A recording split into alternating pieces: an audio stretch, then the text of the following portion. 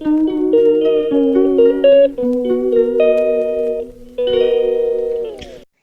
Welcome back to my channel it's blog with Anki. তোমাদের প্রত্যেককে আরেকটি নতুন ব্লগে সুস্বাগতম। তো আজ সন্ধ্যে থেকেই ব্লগটা স্টার্ট করলাম আর আজকে এসেছে পিসি আর দাদা। তো ওদের সাথে সন্ধ্যেবেলা একটু বেরোচ্ছি। বেরিয়ে আমি আর দাদা গেছিলাম আড্ডায় তুমি রেস্টুরেন্টে, আর পিসি আর মা গেছিলো বাজারে। তো দাদা আর আমি এখানে ভাবছিলাম কি খাবো না খাবো, এই করতে করতে নিয়ে নিয়েছিলাম কফি আর তার সাথে পনির পকোড়া। তো আড্ডায় তুমিতে বসে কফি আর পনির পকোড়ার সাথে আড্ডাটা জমিয়ে দিলাম। তারপরে চলে গিয়েছিলাম বাড়ি। আর এই ভিডিওটা কিন্তু নেক্সট ডে সকালবেলা, ভোরবেলাই বলতে পারো, সকাল তখনও ঠিকভাবে হয়নি। যাচ্ছিলাম ছট পুজো দেখতে। আর এই ব্লগটার মধ্যেও না খিচুড়ি টাইপস কিছু ভিডিও আছে, কারণ পিসিরা আসলে না ব্লগ করাটা সেভাবে হয়ই না। ওদের সাথে গল্প আর সময় কাটানোতে এতটাই ব্যস্ত থাকি, কারণ রেগুলার তো দেখা হয় না। তো যাই হোক, ওই ছোট ছোট ভিডিও যা আছে তোমাদের সাথে শেয়ার করছি। আর কালকেই পিসি বলছিল ছট পুজো দেখতে আসবে। তো সেই জন্য সকালবেলা আমরা সবাই মিলে রেডি হয়ে চলে আসলাম। এমনিতেও আমরা ছট পুজো প্রত্যেকবারই দেখতে আসি ভোরবেলা। আর সবাই বললাম, দাদার তো ঘুম ভাঙেনি, আমি পিসি আর মা তিনজনে মিলেই চলে এসেছি। তো এই রাস্তাটা তো এত সুন্দর করে সাজানো থাকে, তো দেখে খুব খুব ভালো লাগে। পুরো একদম লাইট থেকে শুরু করে এই কাপড়গুলো দেওয়া, কার্পেট পাতা। তো যাচ্ছি এখন ছট পুজো দেখতে। তো তোমরা কে কে ভোরবেলা ছট পুজো দেখলে অবশ্যই জানিও কিন্তু। তো চলে আসলাম ভেতরে, আর এত সুন্দর করে সাজানো, কি যে ভালো লাগে দেখতে। এবারেও সেই রকমই ভিড়, আর এই লাইন করে ভেতরে গিয়ে ঠাকুর দর্শন করতে হয়। তো প্রত্যেকবারের মতো এবারও যাচ্ছি, লাইনে দাঁড়িয়েছি। তো কি সুন্দর লাগছে দেখো চারিপাশটা। তো তোমাদের সাথে পুরোটাই শেয়ার করছি যতক্ষণ ছিলাম, দেখতে থাকো।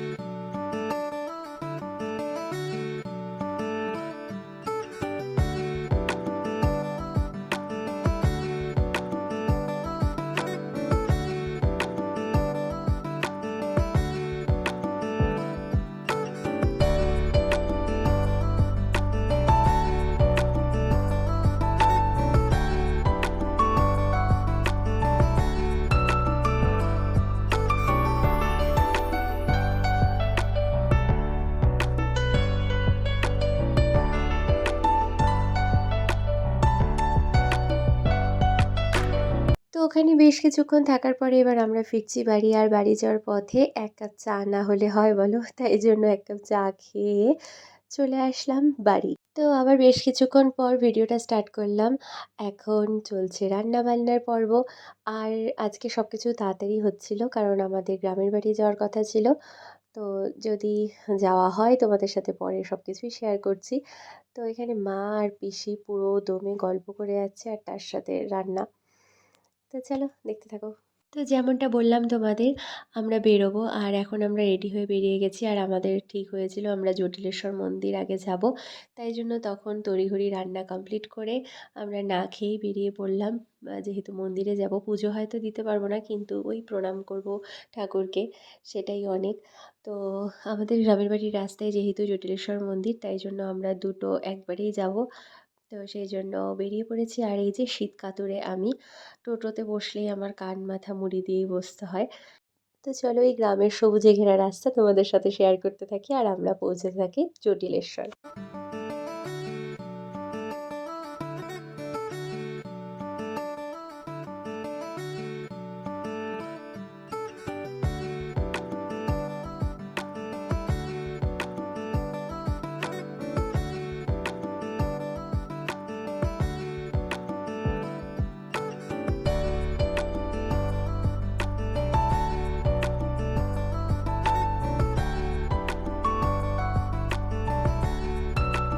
তো চলে আসলাম জটিলেশ্বর মন্দিরে। আর আমাদের বাড়ি থেকে জটিলেশ্বর মন্দির, জল্পেশ মন্দির সেরকম একটা দূর নয়। তো এখন তো ওই মাঝে মাঝে আসা আর কি। কিন্তু ছোটোবেলায় না খুব আসতাম এখানে, যে কোনো পুজো দেওয়া মানেই আমাদের জটিলেশ্বর বা জল্পেশ মন্দির। তো আগের ছোটোবেলার স্মৃতিগুলো সত্যিই দারুণ ছিল। এই জায়গাগুলো আগে একদমই অন্যরকম ছিল, কিন্তু বেশ মজার ছিল। আমরা সবাই মিলে আসতাম, আনন্দ করতাম, সারাটা দিন থাকতাম, তারপরে প্রসাদ খেতাম, তারপরে আমরা বাড়ি যেতাম।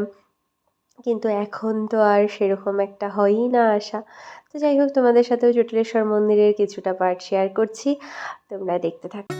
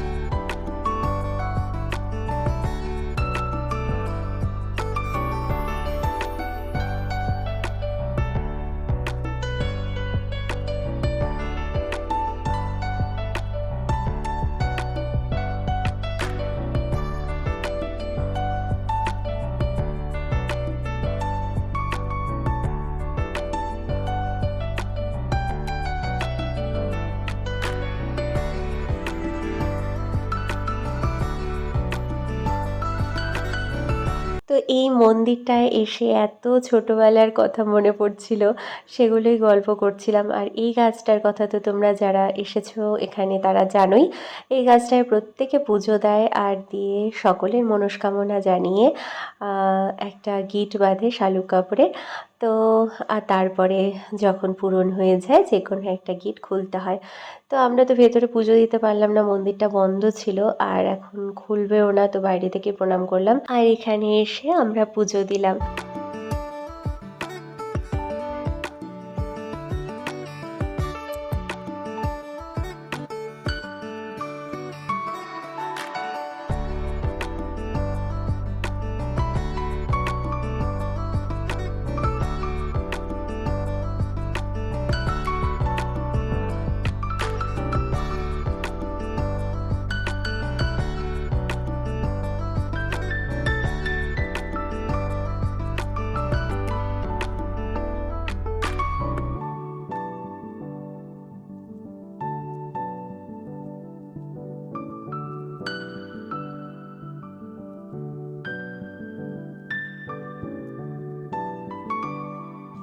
তো পুজোর সাথে সাথে ভোলে বাবার আশীর্বাদের টিপও পেয়ে গেছি। তো এই যে পিসিকে দেখাচ্ছিলাম, দেখো ওখানে না যে দিদারা বসে থাকে, তো ওনারা বলছিল আসো একটা টিপ পরিয়ে দিই।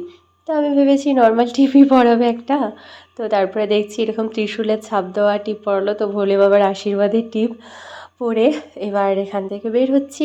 আর বেরোতে গিয়ে দেখলাম ফুচকা, যেটা না খেলে তো হবেই না, আমাদের সবারই প্রিয় জিনিস।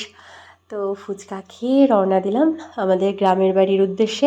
পিসি যেখানে বহু দিন ধরে যায় না, তো সেই জন্যেই মেনলি আজকে যাওয়া। তো চলেও এসেছি আমরা এখানে। আর এখানে এসেই তো শুরু হয়ে গেল আমাদের এদিক আর ওদিক ঘোরাঘুরির পর্ব। তো চলো দেখতে থাকো। তো এদিক ওদিক ঘোরাঘুরি হলো, এখন আমরা চলে এসেছি আমাদের গ্রামের বাড়িতে। তো তোমাদের সাথে এর আগে আমি শেয়ার করেছি। আর এখন চলে আসলাম এই পিসিদের বাড়িতে। তো তোমরা আমার ভিডিও যারা অনেক দিন ধরে দেখছো তারা তো জানোই আমাদের গ্রামের বাড়ি আসা মানেই এই পিসিদের বাড়িতে বেশিরভাগটা সময় কাটানো। তো এখানে এসে চলছিল আমাদের পুরো দমে গল্প, আর তারপরে খেয়ে নিয়েছিলাম। খাওয়ার পরে এবার আবার একটু ঘুরতে বেরিয়েছি এদিক ওদিক। তো এদিক ওদিক ঘুরতে ঘুরতে এই যে চারিদিকে চা পাতার বাগান আর ধান ক্ষেত।